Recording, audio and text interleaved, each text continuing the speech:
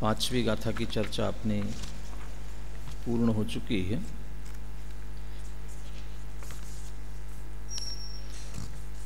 गाथा टीका अनुशीलन में जो विशेष विषय आया, ये सभी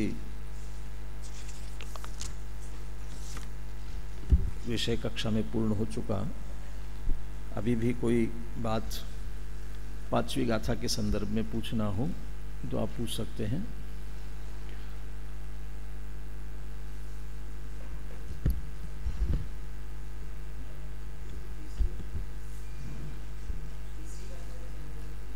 हाँ, पूछ लीजिए, वैसे कोई बात नहीं, पंखा चला गया।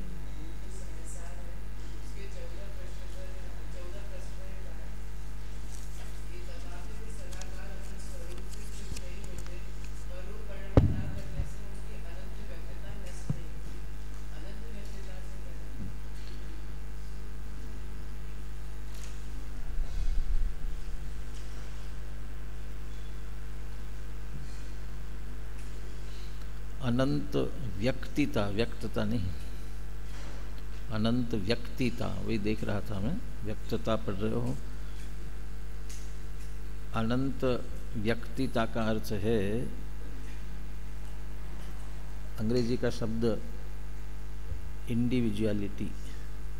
एक एक अपने आप में पृथक पृथक स्वयं उसकी सत्ता स्वतंत्र है प्रत्येक की।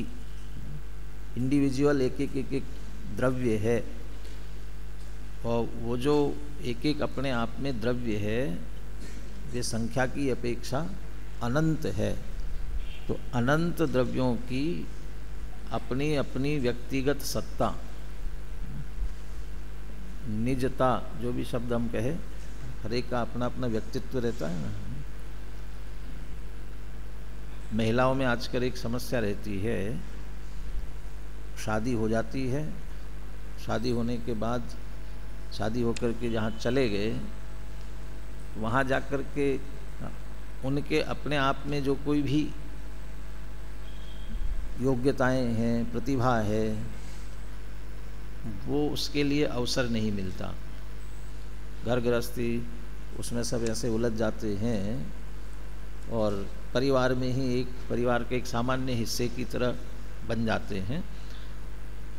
किसी में कुछ विशिष्ट प्रतिभा है, लेकिन परिवार की और सब बाकी की महिलाओं में नहीं है, वो सामान्य हाउसवाइफ जैसी है, तो वो भी वैसी ही बन जाती हैं।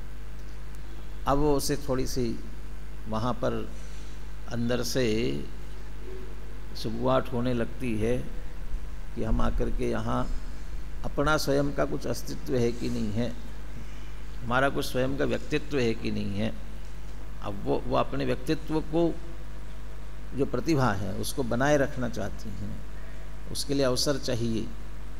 तो वो नष्ट हुआ कि नहीं हुआ, तो कोई काम करना चाहती हैं, काम करने का अवसर मिला तो व्यक्त होता है। व्यक्त होता है तो ये ख्याल में आता है कि इसकी कुछ अलग पर्सनैलिटी है। अब वो व्यक्तिता है। ऐसे हर एक द्रव्य का अपना अपना स्वतंत्र अस्तित्व, और चूंकि वे अनंत द्रव्य है, गुरुदेव के उसमें उद्धरण में प्रवचन इसका पढ़ेंगे तो इसमें दिया है, शरीर में जो अनंत परमाणु है, ये ऐसा उंगली का वो करके कहा था, 2 उंगली मैंने क्लास में भी बताया था। ये जो उंगली है, ये उंगली इस उंगली को स्पर्श नहीं करती, ये तो बहुत दूर की बात है, स्पर्श करती नहीं है। लेकिन इसी उंगली में जो अनंत परमाणु है, वो उसमें से एक एक परमाणु दूसरे परमाणु का स्पर्श नहीं करता। एक परमाणु दूसरे परमाणु का स्पर्श नहीं करता। वो उस एक परमाणु का अपना अस्तित्व, उसकी अपनी सत्ता, वो स्वतंत्र है। ये उसकी व्यक्तिता है, व्यक्तिगत सत्ता उसकी, उसको व्यक्तिता कहा है। चलिए, और कोई? चौथी गाथा के संदर्भ में पांचवी गाथा के, पांचवी भी पूर्ण हो चुकी है अपनी। पांचवी गाथा के संदर्भ में बोलिए, माइक लेके रखते ना। तो प्रश्न भी सबके सामने जावे ना, तब उत्तर सुनने में सही उत्तर समझ में आता है। पांचवी गाथा की जो टीका में थर्ड लास्ट है उसमें अप्ययम शब्द आया है। कैसा? अप्ययम स्पष्ट नहीं हुआ। हाँ, अप्यय शब्द है, उसका अर्थ समझ में नहीं आया। अच्छे से स्पष्ट बोलिए, कौन सी पंक्ति में? पांचवी गाथा की जो टीका है, हाँ, उसमें थर्ड लास्ट है, विभवस्तेन समस्तेन अप्ययम। लास्ट से तीसरी पंक्ति। हाँ हाँ हाँ, नीचे से तीसरी और ऊपर से चौथी पंक्ति। संस्कृत टीका की चौथी पंक्ति, संस्कृत टीका में विभवस्तेन समस्तेनाप्ययम तम एकत्र विभक्तम आत्मानं दर्शेयहम्। समस्तेन अपि अयम, ये तो संधि विच्छेद आ जाता, ख्याल में तो जाता है। तेन समस्तेन अपि, उस समस्त से, वैसे अपि शब्द तो है लेकिन वो भी के अर्थ में नहीं, ही के अर्थ में। उस समस्त से ही, वो समस्त वैभव से ही, समस्त वैभव का उपयोग करते हुए। और एक थोड़ा भाषा का लहजा है, वो अपि शब्द का अलग से कोई अर्थ वहाँ नहीं निकल रहा, अयम का भी अर्थ नहीं निकल रहा। अयम अयम कहाँ लगाएंगे? तेन समस्तेन अपि अयम तम एकत्र विभक्तम आत्मानं दर्शेयहम्, है ना। इसमें थोड़ा पीछे देख लेना कहीं अहम तो नहीं है अयम की जगह, दर्शेयहम् है ना, दिखाऊं, मैंने उत्तम पुरुष वाला एक वचन, दर्शेयहम्, तो वो उसमें से समस्तेनाप्यहम् तो नहीं, अहम मैं दिखाता हूँ। तो अपि और अयम, ये दो शब्दों का वहाँ पर संधि हुआ है, अपि और अयम, इसलिए तेन समस्तेनाप्ययम, उस समस्त से ही, अपि है लेकिन ही पर अर्थ निकालना उसमें, तो समस्त निज वैभव से ही मैं एकत्र विभक्त आत्मा को दिखाता हूँ। और कोई, और किसी को कुछ? चलिए, आज भी विलम्ब से आने वाले महानुभावों के लिए 10 मिनट दिए हैं ताकि छठवीं गाथा हम आप सबकी उपस्थिति में प्रारंभ कर सके। ये बीच में भी ज़्यादा गायब दिख रहा है, क्या बात है? मैदान बीचों बीच में है। हाँ, फिर तो तुम इधर आओगे तो वो जगह खाली हो जाएगी, नहीं बैठे रहो, कोई दिक्कत नहीं है।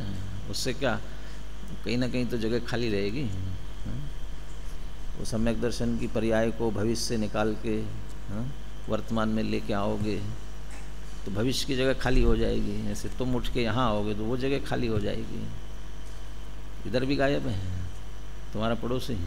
हाँ, वैसे तो अभी महुए टपक रहे हैं अभी तो। हाँ? कुछ तो जगह भर सकती है। आइए,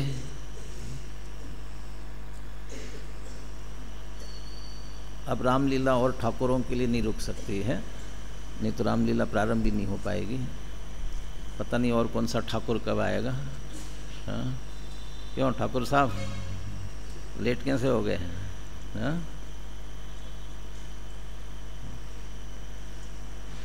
आप पूछ रहे कुछ?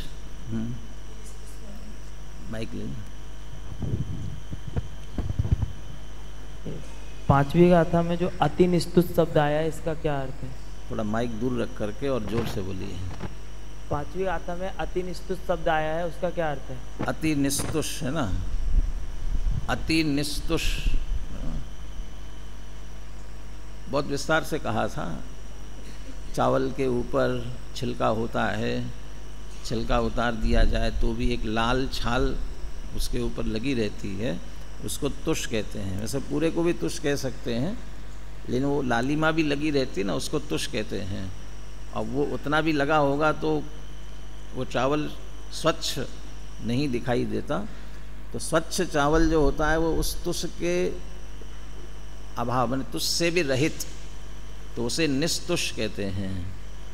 ऐसे ही युक्ति कैसी होना चाहिए, जैसे मुनिराज के लिए परिग्रह नहीं होता किंचित मात्र भी। कितना परिग्रह नहीं होता? तिल तुष मात्र, संग नहीं जिनके, तिल तुष मात्र। वहाँ भी वो तिल कितना छोटा और उसके ऊपर का छिलका। अब वो तिल के ऊपर छिलका होता है क्या? अब तिल के लड्डू बनाते उनसे पूछो, वो बढ़िया सफ़ेद पॉलिश किए हुए, और जो पॉलिश करते हैं तो उसके ऊपर से छिलका निकलता है, वो तुष है। अब उतना सा भी परिग्रह मुनिराज के पास नहीं होता। ऐसे यहाँ निस्तुष कहने का तात्पर्य है युक्ति में इतना सा भी दोष नहीं होना चाहिए, गलती नहीं होनी चाहिए थोड़ी सी भी। वह युक्ति विरुद्ध बात की सिद्धि करने वाली रंच मात्र नहीं होना चाहिए। हमारी युक्ति जो जिनवानी का मूल उद्देश्य है भेद विज्ञान और वीतरागता, इससे विरुद्ध नहीं होनी चाहिए, उसमें तुष बराबर भी दोष नहीं होना चाहिए उसके, इसके लिए कहा। और वो निस्तुष तो कह दिया, वो अति और लगा दिया, अत्यंत माने बिल्कुल थोड़ा सा भी अंश भी पर में नहीं मिलाना, पर का अंश भी अपने में नहीं मिलाना, उसकी अपेक्षा से कहा है। चलिए देखो कैसे ठाकुर आ रहे हैं, हाँ? धरती हिलाते हुए पूरी है क्या? और दुबले पतले को और साथ में लेकर के आए हो। हाँ? बात हंसी की नहीं है, हाँ? गंभीरता की है। 15 मिनट चले गए, सिर्फ 15 मिनट रह गए। 15 मिनट में क्या चर्चा करेंगे? हाँ?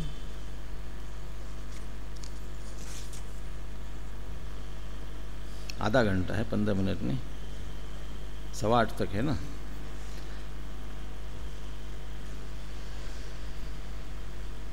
विगत दिनों से मैंने कुछ ऐसा माहौल सहज बन रहा है, जो विषय चलता है उससे संबंधित विषय आपको सुनने समझने के लिए सहज मिलता है।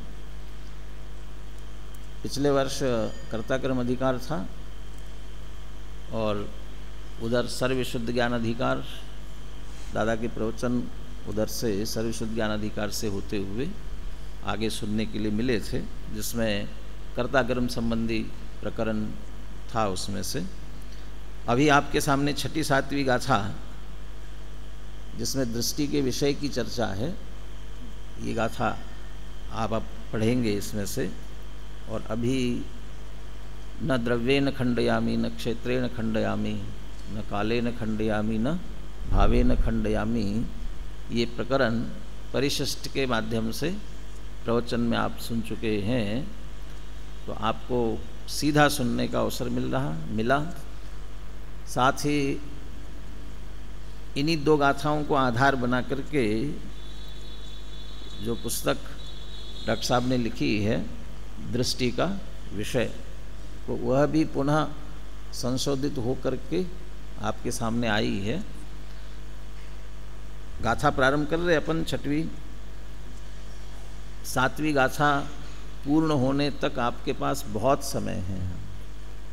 2 गाथाएं पूर्ण होने तक बहुत समय आपके पास में है, और बहुत समय का मतलब बहुत समय है, क्योंकि निश्चित रूप से 6वीं 7वीं गाथा पूर्ण होने के बीच लंबा काल गैप हो जाएगा, 6वीं 7वीं दोनों गाथाओं के बीच। तो समय आपके पास बहुत है, तो मैं चाहूँगा कि आप दृष्टि का विषय पुस्तक सभी पढ़ें एक बार। 7वीं गाथा की चर्चा पूर्ण होने तक विषय के संबंध में कोई प्रश्न नहीं करेंगे, सभी अपनी डायरी में प्रश्न लिखते जाएंगे। कोई तत्काल भाषा संबंधी कोई प्रश्न हो, कोई शब्द का अर्थ समझ में नहीं आया, वो तो आप पूछ सकते हो, लेकिन विषय के संदर्भ में 7वीं गाथा पूर्ण होने पर पहले एक गाथा 5वीं गाथा पूर्ण हुई तो आपसे पूछा 5वीं गाथा के बारे में, अब 6वीं के बाद नहीं पूछेंगे, 7वीं के बाद पूछेंगे। तो 6ठी 7वीं गाथा दोनों, तो वो पूर्ण होने तक।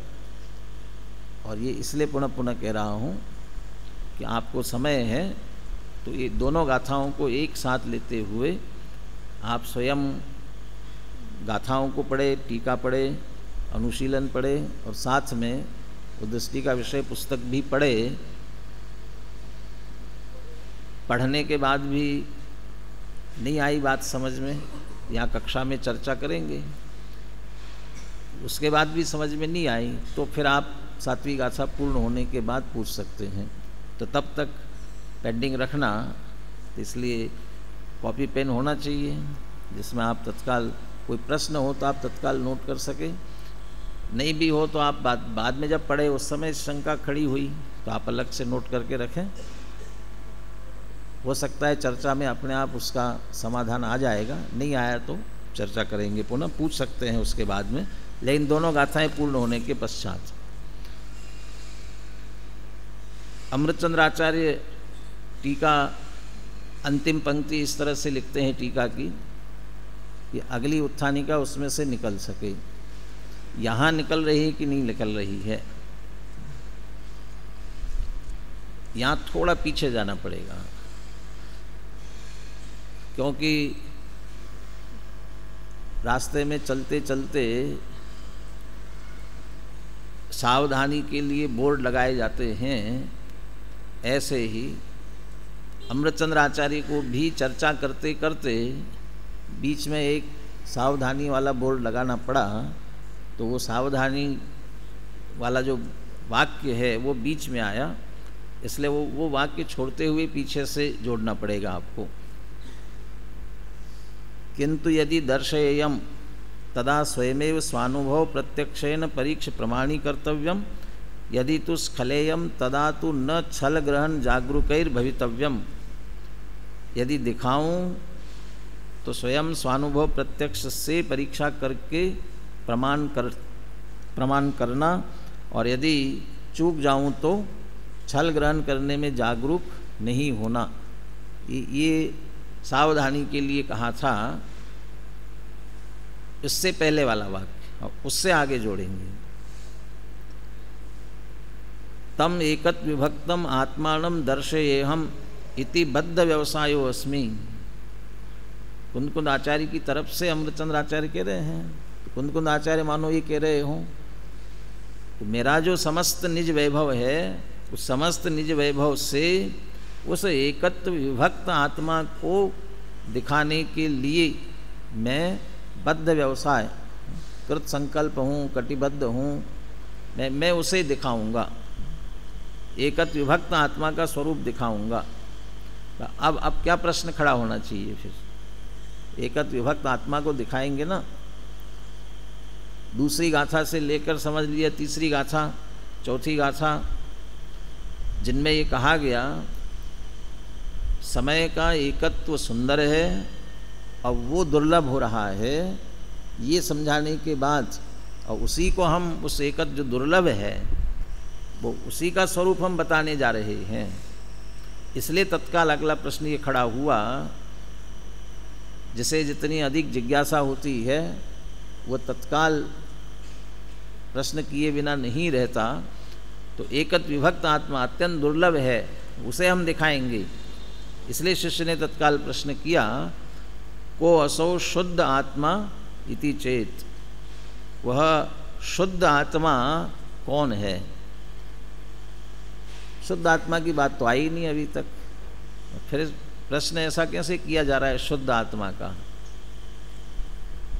शिष्य समय सार का अध्ययन कर रहा है, इसलिए समझदार है। क्योंकि एकत्व विभक्त कहा तो उस एकत्व विभक्त से उसने निकाला कि जो चर्चा चल रही है वो समय का एकत्व सुंदर कहा, दुर्लभ कहा, जिसे वो एकत्व विभक्त जो है वो निश्चित रूप से शुद्ध है। इसलिए एकत्व विभक्त आत्मा के संबंध में ही पूछा, लेकिन इस भाषा में पूछा, को असो शुद्ध आत्मा इति चेत। किसे प्रश्न ऐसा खड़ा होगा? किसे होगा ऐसा प्रश्न खड़ा? जिसे समझने की, जानने की जिज्ञासा है। लेकिन समझने जानने की जिज्ञासा किसे खड़ी होगी?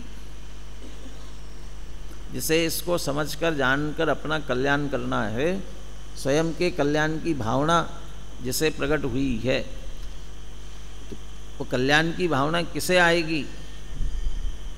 टोडरमल जी ने जैसा श्रोता के स्वरूप में लिखा सबसे पहले भली होनहार है इसलिए जैसे ऐसा विचार आता है कि मैं कौन हूँ, मेरा स्वरूप क्या है, यानी ये विचार आना ही भली होनहार की निशानी है।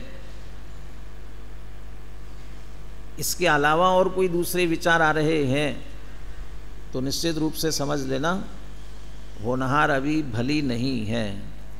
ये विषय समझने का परिणाम नहीं आता है और विषयों में हमारी बुद्धि उलझती है तो क्या अभी होनहार भली नहीं है। तो ये निश्चित रूप से जिसकी होनहार भली है उसे ये विकल्प, ये विचार आता है। सर्वार्थ सिद्धि टीका प्रारंभ करते हुए पूज्यपाद आचार्य ने भी जो भूमिका लिखी वो भूमिका में भी इसी तरह का भाव स्पष्ट किया। और भूमिका लिखते हुए तो उन्होंने वो आश्रम का भी बहुत बढ़िया वर्णन किया, वो कैसा आश्रम है, वहाँ मुनिराज कैसे बैठे हुए हैं और वहाँ वो ऐसे मुनिराजों के पास में आकर के कोई भव्य जीव पूछता है, पढ़ना उसे फिर से एक बार, शब्द भी बहुत बढ़िया है वहाँ पर, किम न खलो आत्मना हितम स्यात्, वो गुरु आचार्य से आकर के पूछता है कि ये आत्मा का हित क्या है। तो वहाँ भी ये कोई भव्य जीव, और लगा सकते कि निकट भव्य, वो भव्यता की व्यक्तता होने का अवसर आया है, इसलिए आत्मा के हित की बात पूछने का उसे विकल्प आ रहा है। तो ये आत्मा का हित क्या है, तो ऐसे ही समझ लीजिए, यहाँ आत्मस्वरूप समझकर वो भव्यत्व की व्यक्तता होकर सम्यक तो प्रकट होने का अवसर जिसे आ गया हो, काल लब्धि जिसकी आई है, तो उसे ये प्रश्न खड़ा होगा, को असो शुद्ध आत्मा इति चेत। किसका प्रश्न है ये? शिष्य का प्रश्न है। कौन से शिष्य का प्रश्न है? जो निकट भव्य है उसका प्रश्न है। तो हमारा प्रश्न है कि नहीं है? हमारा प्रश्न है कि नहीं? ये हमारा प्रश्न नहीं है। हमारा क्यों नहीं है? क्योंकि अभी तो गाथाओं के क्रम में छठी गाथा पढ़नी है, इसलिए हम इस प्रश्न को खड़ा कर रहे हैं, या अमृतचंद्र आचार्य ने खड़ा किया इसलिए हम उसे समझ रहे हैं। हमारे अंदर जिज्ञासा कहाँ आई? हमारे स्वयं के अंदर जिज्ञासा होगी कि हमें अपनी शुद्ध आत्मा का स्वरूप समझना है स्वयं, तब समझ लेना वो प्रश्न हमारा है। आजकल संसद और विधानसभाओं में भी वो कैसे प्रश्न पूछे जाते हैं, पैसा लेकर के प्रश्न पूछे जाते हैं। प्रश्न पूछने के लिए भी पैसा दिया जाता है उनको, तो ये प्रश्न खड़ा करो, इसके संबंध में पूछो। वो उनका प्रश्न नहीं है, कोई पूछवा रहा है, चाहे सामने वाले के लिए परेशान करने के लिए, या हो सकता है अपना कोई कार्य स्वार्थ सिद्ध कराने के लिए वो पूछ रहा है, वो उसका प्रश्न नहीं है अपना। और जो जिसे स्वयं वास्तव में कोई बात खटक रही है या पूछना है तो वो अपना प्रश्न पूछेगा। यहाँ भी हम पढ़ रहे हैं तो अभी हमारा प्रश्न कहाँ है? ये तो आया क्रम में, इसलिए प्रश्न खड़ा किया, समझ रहे हैं। हमारा प्रश्न नहीं, हमारा प्रश्न तो सचमुच तब होगा हमारे अंदर से जिज्ञासा खड़ी होगी, वह ऐसे शुद्धात्मा का स्वरूप क्या है, और ऐसे शुद्धात्मा का स्वरूप मुझे निश्चित रूप से समझना ही है। माँ बाप की जिम्मेदारी होती है, बेटे को जिज्ञासा हो रही हो कि न हो, तो भी बेटा पढ़ना नहीं चाहता, तो माता पिता क्या करते हैं? छोड़ देते हैं। जब ज़्यादा समझदार हो जाए तब तो अलग बात है, लेकिन बचपन में तो कम से कम उसे ज़बरदस्ती स्कूल भेज करके पढ़वाते ही है। थोड़ा बहुत पढ़ना लिखना तो आवे, वो नहीं चाहता हो तो भी, तो नहीं चाह रहा है तब भी क्यों करते हैं? वो समझते हैं कि पढ़ेगा लिखेगा तो कुछ इसका हित हो सकेगा। ऐसे यहाँ भी आचार्य, शास्त्र, जिनवानी, ये सब भी ये चाहते हैं भले ही इन जीवों को प्रश्न खड़ा नहीं होता, संसार में विषय भोगों में उलझे हुए जीवों को ये प्रश्न खड़ा नहीं होता, लेकिन वो जबरदस्ती खड़ा कराते हैं। चित्त में खड़ा करो, समझने दो, और कदाचित समझ में आ जाए तो इसका हित हो जाए। पढ़ते पढ़ते उसे स्वयं पढ़ने की जिज्ञासा होने लग जाए तो अच्छा आगे बढ़ सकता है। ऐसे ही जिनवानी में से ही गुरु की तरफ से भी प्रश्न हो तो भी हमारा कल्याण नहीं होगा, ऐसा नहीं है। हमारा नहीं अभी, लेकिन ये प्रश्न हमारा बन सकता है, जिज्ञासा हमारी खड़ी हो सकती है। तो जब हमारी जिज्ञासा अंदर से आएगी तब ये विषय हमें बहुत अच्छी तरह से समझ में आएगा। तो समझ लीजिए वो ज़बरदस्ती खड़ी कर रहे हैं तो हमारे अंदर, तो उनका भी प्रश्न हो तो भी हमें अपने अंदर इस प्रश्न को खड़ा करते हुए इसका स्वरूप समझने का हमें प्रयास करना चाहिए। को असौ शुद्ध आत्मा इति चेत, वो ऐसा वो शुद्ध आत्मा कौन है, उस शुद्ध आत्मा का स्वरूप क्या है। आपने ही कहा था कि हम उसे दिखाएंगे, तो और बातों में मत उलझिए अभी। आप वो बहुत दुर्लभ है तो आप सबसे पहले जो दुर्लभ है उसका ही वर्णन कीजिए। तो उसकी चर्चा अब यहाँ करने जा रहे हैं। गाथा कौन से नंबर की है? 6 नंबर की 6वीं गाथा। गुरुदेव इसको कहते हैं, ये 6ठी का लेख है।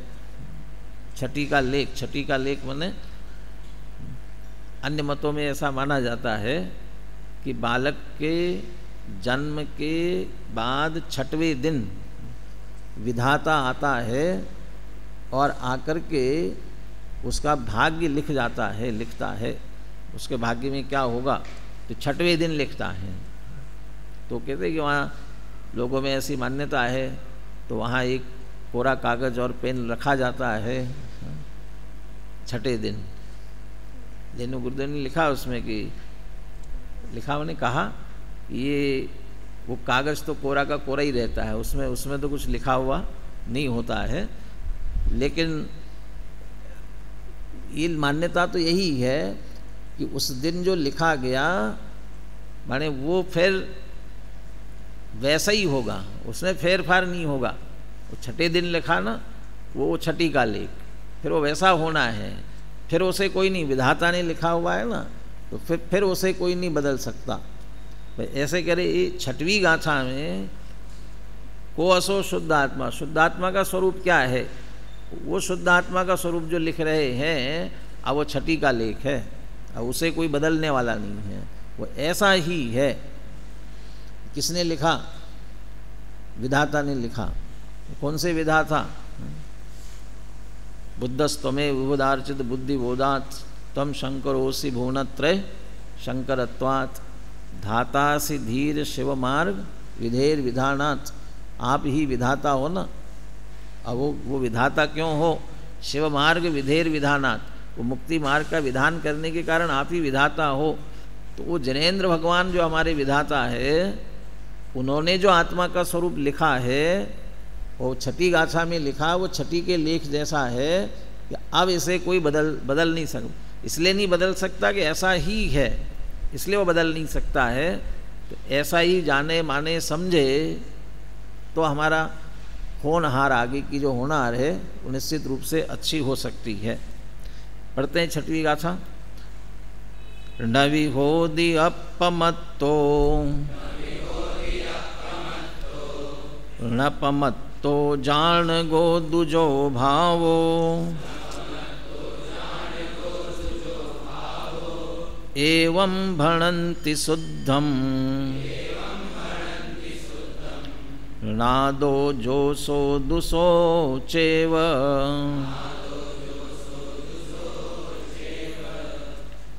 सामान्य अर्थ करते हैं गाथा का। जान गो दुजो भावो, जो ज्ञायक भाव है। अब यहाँ ज्ञायक भाव, भाव शब्द का अर्थ क्या लेना? जो ज्ञायक भाव है, भाव माने क्या? अभी जी जागरण वाले प्रवचन में बात आ रही थी, जो द्रव्य जिन गुणों से उत्पन्न होता है, उन गुणों से अनन्य होता है। तो गुण का अर्थ क्या? गुण माने क्या, गुण उत्पन्न होते हैं क्या, ये गुण अनादि अनंत है।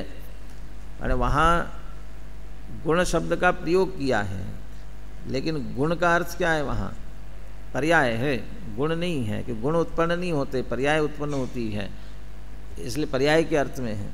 जैसे यहाँ ज्ञायक भाव, भाव शब्द किसके लिए है, भाव माने क्या, तो यहाँ ज्ञायक भाव द्रव्य के लिए, आत्मा के लिए है। ज्ञायक स्वरूप आत्मा, वो ज्ञायक भाव, ज्ञायक स्वरूप हमारा आत्मा वो कैसा है, जिसे ज्ञायक कहते हैं ऐसा वो भाव द्रव्य, वो कैसा, मतलब द्रव्य के अर्थ में लेना इसे कि वह णविभोधि अपमत्तो न पमत्तो, वह न तो अप्रमत्त है और न प्रमत्त है। होता है कहो होदी, होदी का अर्थ दोनों होते, होता है और है के अर्थ में भी, तो न अप्रमत्त है न प्रमत्त है। और कैसा है, एवं भणन्ति शुद्धम, इस प्रकार उसे शुद्ध कहते हैं, जो प्रमत्त भी नहीं अप्रमत्त भी नहीं, तो कैसा है कि शुद्ध है। और क्या विशेषता उसकी कि नादो जोसो दुसो चेव, जैसा वह जानने में आता है, मुख्य रूप से भेद विज्ञानी अनुभवी जीवों के जानने में आता है, उनको जो ज्ञात हो रहा है, वो जो ज्ञात हो रहा है वो जैसा ज्ञात हो रहा है वो वैसा ही है, जैसा अनुभव में आ रहा है वो वैसा ही है। वह आँखों से दिखाई दे ऐसा तो है नहीं, वो चर्चा का विषय बने ऐसा भी नहीं है, शब्दों से कहा जाए जिसे, शब्दों से मात्र समझा जाए वो ऐसा नहीं है। अनुभव करने पर जैसा अनुभव में आता है वो वैसा है। नादो जोसो दुसो, ज्ञात वह तो वही है, जैसा अनुभव में आता है वो वैसा है। कैसा है, कैसा है, कितना कहे हम उसे, कहने का प्रयास तो दो रूपों में किया यहाँ पर। एक तो न प्रमत्त है न अप्रमत्त है, मात्र शुद्ध है, इतना का। ये है कैसा है अभी भी नहीं समझ में आया, कहते वो तो ज्ञात वह तो वही है, जैसा अनुभव करेंगे वो वैसा ही है। एक वो चॉकलेट का विज्ञापन आता था ना, वो मेलोडी, वो इतना चॉकलेट कैसा है, इतना बढ़िया कैसा है, तो क्या उत्तर देता था, वो मेलोडी खाओ और खुद जान जाओ।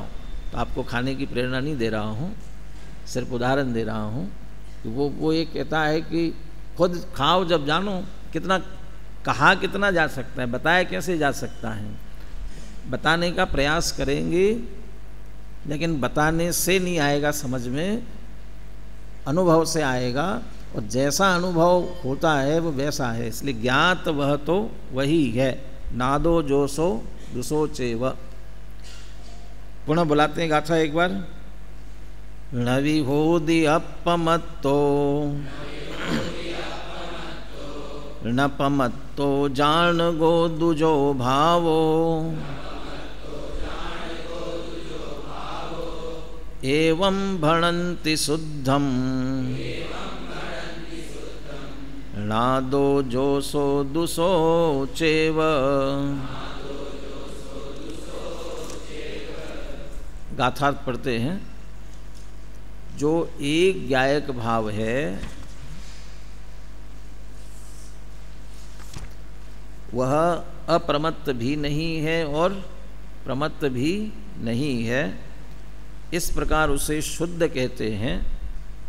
और जो ज्ञायक रूप से ज्ञात हुआ, क्यों ज्ञायक पने से बात करें, इसलिए ज्ञायक रूप से ज्ञात हुआ वह तो वही है, अन्य कोई नहीं। ज्ञायक मात्र इसका अनुभव किया, तो ज्ञायक मात्र अनुभव करने पर वो वही जो प्रमत्त प्रमत्त नहीं है, शुद्ध है, वही संचेतन, वही संवेदन में निश्चित रूप से आने वाला है। बोलिए, गाथा और पद्यानुवाद दोनों बोलिए।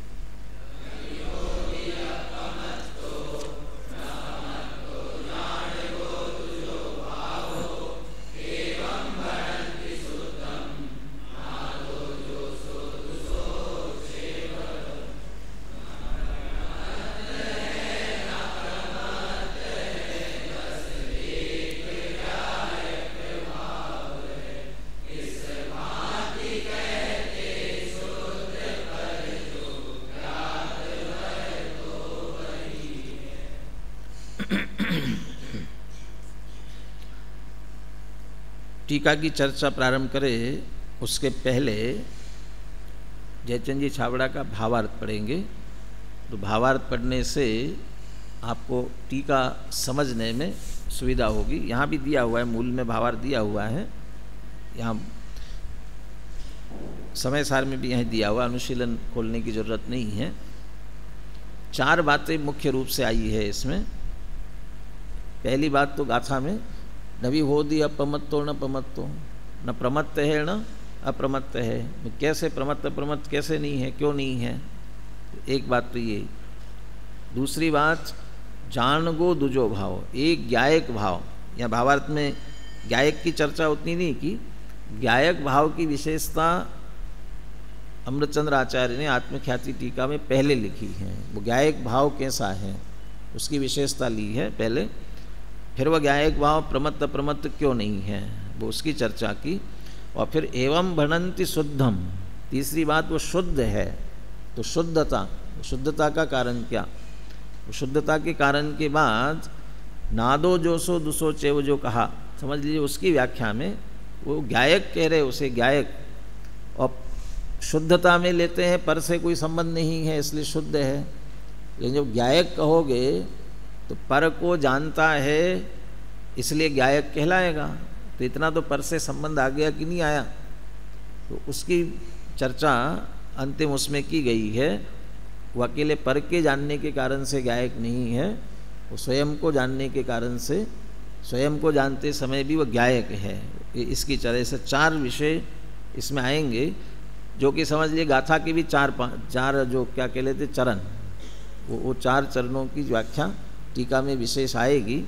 वो सारी बातों को समझने के लिए पहले अपन भावार्थ पढ़ते हैं। भावार्थ में कुछ और विशेष विषय भी है, अभी विस्तार में नहीं जाएंगे, वो वहाँ विषय के साथ साथ अपन विस्तार करेंगे उनका।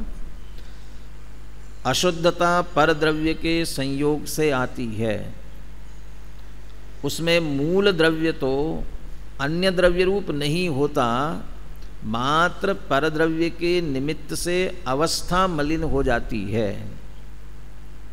ये बात भी आप अभी प्रवचनों में जी जागरण में सुन रहे हैं। वस्तु स्वरूप को व्यवस्थित समझना है तो, और अपना कल्याण करना है तो 2 बातें समझना बहुत जरूरी है। कौन सी 2 बातें? द्रव्य स्वभाव और पर्याय स्वभाव, ये दोनों को जानना जरूरी है। द्रव्य स्वभाव कैसा है और पर्याय स्वभाव कैसा है, यहाँ भी वो दोनों की चर्चा की है। वर्तमान पर्याय में अशुद्धता है, ये पर्याय स्वभाव, लेकिन वर्तमान में अशुद्धता होते हुए भी द्रव्य स्वभाव कैसा है कि वह शुद्ध है। तो ऐसा क्यों? क्योंकि वो जो अशुद्धता आई है वो परद्रव्य के संयोग से आई है। अशुद्धता परद्रव्य के संयोग से आती है, उसमें मूल द्रव्य तो अन्य द्रव्य रूप नहीं होता, मात्र परद्रव्य के निमित्त से अवस्था मलिन हो जाती है। तो ये प्रमत्त अप्रमत्तपना जो है ना, ये अवस्था में आया, इसके लिए बात उठा रहे हैं। द्रव्य दृष्टि से तो द्रव्य जो है वही है, और पर्याय दृष्टि से देखा जाए तो मलिन दिखाई देता है। अब मलिन दिखाई देता है तो मलिनता चली जाती है, तो मलिनता जाने पर जो स्वच्छता होती है वो स्वच्छता भी दिखाई देती है। ये सब पर्याय में होने वाली स्थिति है। लेकिन मूल द्रव्य तो ज्यों का त्यों ही रहता है। ये सामान्य बात कही, ये सब द्रव्यों पर घटित होने वाली बात कही। अब आत्मा पर लगाते हैं। इसी प्रकार आत्मा का स्वभाव ज्ञायकत्व मात्र है, उसकी अवस्था पुद्गल कर्म के निमित्त से रागादि रूप मलिन है, वह पर्याय है। पर्याय दृष्टि से देखा जाए तो मलिन ही दिखाई देता है, और द्रव्य दृष्टि से देखा जाए तो ज्ञायकत्व ही है, वह कहीं जड़त्व नहीं हुआ। अब इसी में से आगे निकालेंगे प्रमत्त प्रमत्त नहीं है। यहाँ द्रव्य दृष्टि को प्रधान करके कहा है, जो प्रमत्त प्रमत्त के भेद हैं वे परद्रव्य की संयोग जनित पर्याय हैं। यह अशुद्धता द्रव्य दृष्टि में गौण है, व्यवहार है, अभूतार्थ है, असत्यार्थ है, उपचार है। द्रव्य दृष्टि शुद्ध है, अभेद है, निश्चय है, भूतार्थ है, सत्यार्थ है, परमार्थ है। एक एक शब्द का भाव है। यदि एक एक शब्द पे आप विचार करोगे तो वो शब्द का प्रयोग क्यों किया उसके लिए वो ख्याल में आएगा, एक एक शब्द पर ध्यान दोगे तो। इसलिए आत्मा ज्ञायक ही, द्रव्य दृष्टि से देखने पर आत्मा ज्ञायक ही है, उसमें भेद नहीं है, इसलिए वह प्रमत्त प्रमत्त नहीं है। ये चर्चा पहले इसीलिए की क्योंकि द्रव्य दृष्टि की अपेक्षा मुख्य करते हुए ये बात कही जा रही है कि आत्मा प्रमत्त भी नहीं और अप्रमत्त भी नहीं। कौन कह रहे हैं? कुंद कुंद आचार्य कह रहे हैं। कौन से गुणस्थान वाले हैं? छठे सातवें गुणस्थान वाले हैं। छठा सातवां गुणस्थान कौन सा होता है? ये प्रमत्त अप्रमत्त होता है। अब वो प्रमत्त अप्रमत्त गुणस्थान में है और वो कह रहे हैं कि प्रमत्त भी नहीं और अप्रमत्त भी। ऐसा कैसे कह रहे हैं? कि ये द्रव्य दृष्टि को मुख्य करके कह रहे हैं। ज्ञायक नाम भी उसे ज्ञेय को जानने से दिया जाता है, क्योंकि ज्ञेय का प्रतिबिंब जब झलकता है तब ज्ञान में वैसा ही अनुभव होता है। तथापि उसे ज्ञेयकृत अशुद्धता नहीं है, क्योंकि जैसा ज्ञेय ज्ञान में प्रतिभासित हुआ वैसा ज्ञायक का ही अनुभव करने पर ज्ञायक ही है। इसकी चर्चा और विस्तार से करेंगे, टीका में प्रकरण आएगा तब। यह जो मैं जानने वाला हूँ सो मैं ही हूँ, अन्य कोई नहीं, ऐसा अपने को अपना अभेद रूप अनुभव हुआ, तब इस जानने रूप क्रिया का कर्ता स्वयं ही है, जिसे जाना वह कर्म भी स्वयं ही है। ऐसा एक ज्ञायकत्व मात्र स्वयं शुद्ध है। यह शुद्ध नय का विषय है। अन्य जो पर संयोग जनित भेद है वे सब भेद रूप अशुद्ध द्रव्यार्थ नय के विषय है। वो जो प्रमत्त अप्रमत्त वगैरह कहना वो सब उस अशुद्ध द्रव्यार्थिक नय में चले जाएंगे। अशुद्ध द्रव्यार्थिक नय भी शुद्ध द्रव्य की दृष्टि में पर्यायार्थिक ही है, इसलिए व्यवहार नय ही है, ऐसा आशय समझना चाहिए। तो कुंद कुंद आचार्य तो कह रहे आत्मा प्रमत्त नहीं, अप्रमत्त नहीं, तो वो उनका वाक्य तो बिल्कुल पक्का समझना चाहिए ना कि प्रमत्त अप्रमत्त नहीं है नहीं ना, बिल्कुल भी। कहते ऐसा मत समझ कर लेना, उसके लिए थोड़ा सावधान कर रहे हैं। जयचंद जी छाबड़ा भावार्थ में इसके लिए सावधान कर रहे हैं। यहाँ यह भी जानना चाहिए कि जिन मत का कथन स्याद्वाद रूप है, इसलिए अशुद्ध नय को सर्वथा असत्यार्थ न माना जाए। मैंने आत्मा प्रमत्त अप्रमत्त होता ही नहीं है, कोई ऐसा सर्वथा मत समझ लेना, क्योंकि स्याद्वाद प्रमाण से शुद्धता अशुद्धता दोनों वस्तु के धर्म हैं। ये पर्याय स्वभाव, इसमें दोनों शुद्धता अशुद्धता दोनों आएंगे। और वस्तु धर्म वस्तु का सत्व है। अंतर मात्र इतना है कि अशुद्धता पर द्रव्य के संयोग से होती है, इसलिए वस्तु का मूल स्वभाव नहीं है वह। अब ऊपर जो बातें कही थी ना, अभूतार्थ असत्यार्थ, उसमें से थोड़ा सा भाव इसमें स्पष्ट होता है। अशुद्ध नय को यहाँ हे कहा है क्योंकि अशुद्ध नय का विषय संसार है और संसार में आत्मा क्लेश भोगता है। जब स्वयं परद्रव्य से भिन्न होता है तब संसार छूटता है और क्लेश दूर होता है। इस प्रकार दुख मिटाने के लिए शुद्ध नय का उपदेश प्रधान है। तो यानी दूसरा पक्ष है ही नहीं ऐसा मत समझ लेना। इसको प्रधान, इसको मुख्य क्यों कर रहे हैं? क्योंकि इसमें से हमारा प्रयोजन सिद्ध होने वाला है, तो प्रयोजन की अपेक्षा से बात मुख्य की गई है। अशुद्ध नय को असत्यार्थ कहने से यह न समझना चाहिए कि आकाश के फूल की भांति वह वस्तु धर्म सर्वथा ही नहीं है। ऐसा सर्वथा एकांत समझने से मिथ्यात्व होता है। इसलिए स्याद्वाद की शरण लेकर शुद्ध नय का अवलंबन लेना चाहिए। स्वरूप की प्राप्ति होने के बाद शुद्ध नय का भी आलंबन नहीं रहता। जो वस्तु स्वरूप है वह है, ज्ञात वह तो वही है, ये इसका भाव है। वह प्रमाण दृष्टि है, इसका फल वीतरागता है। ये चर्चा और विस्तार में जब चलेंगे तब तो इस पे भी आएगी, वीतरागता है। इस प्रकार निश्चय करना योग्य है। यहाँ प्रमत्त प्रमत्त नहीं है ऐसा कहा है, वह गुणस्थानों की परिपाटी में छठे गुणस्थान तक प्रमत्त, अकेला छठवां नहीं, पहले से छठवें तक प्रमत्त और सातवें से लेकर 14वें तक वे सब अप्रमत्त कहलाता है। किंतु ये सब अशुद्ध नय की कथनी में है, शुद्ध नय से तो आत्मा ज्ञायक ही है। तो पूरा एक सामान्य विषय भावार्थ के माध्यम से अभी अपन ने पढ़ा है। कल आप पुनः एक बार अच्छी तरह से विषय देख करके आवे तो टीका के माध्यम से कल चर्चा अपन प्रारंभ करेंगे, जनवाणी विराजमान करेंगे।